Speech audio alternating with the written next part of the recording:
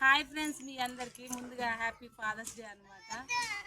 మేము ముగ్గురం అమ్మాయిలం అని చెప్పినాం కదా. మా నాన్న అంటే కూడా మాకు చాలా ఇష్టం. మా నాన్న ఏ విధంగా చదివిందో మాకైతే ప్రతి ఒక్కటి కూడా గుర్తుంది చిన్నప్పటి నుంచి. నాన్న ఎప్పుడు కూడా కూతురు సుఖమే కోరుకుంటాడు కదా. అదేవిధంగా నాన్న కన్న కష్టాలు పడి మమ్మల్ని అయితే సాధిండు. ప్రతి ఊరు విలేజ్లో గడ్డిపల్లి దగ్గర కూడా అమలు పని చేసిండు మా నాన్న. అదేవిధంగా హైదరాబాద్ వెళ్ళి కూడా పెయింటింగ్ వేసి మరి మమ్మల్ని సాధిండు మా నాన్న. మా నాన్న ప్రతి కష్టం మాకు గుర్తుంది. నాన్న ఎప్పుడు కూతురు సుఖం కోరుకుంటాడు అంటారు కదా. అదేవిధంగా ఎంత ఢిల్లీకి రాజైనా తల్లికి కొడుకే అన్నట్టు నాన్న నాన్న ఎప్పుడు వెనకబడే ఉంటాడు. నానంటే నాకు చాలా ఇష్టం. నేను నాన్న బిడ్డనే.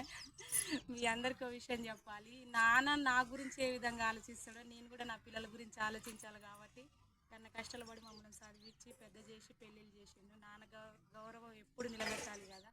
నాన్నకి ఎప్పుడు కూడా పేరు తేవాలి కాబట్టి నాన్నలందరికీ కూడా మీరందరూ ఎవరైతే ఫాదర్సో వాళ్ళందరూ కూడా హ్యాపీ ఫాదర్స్ డే.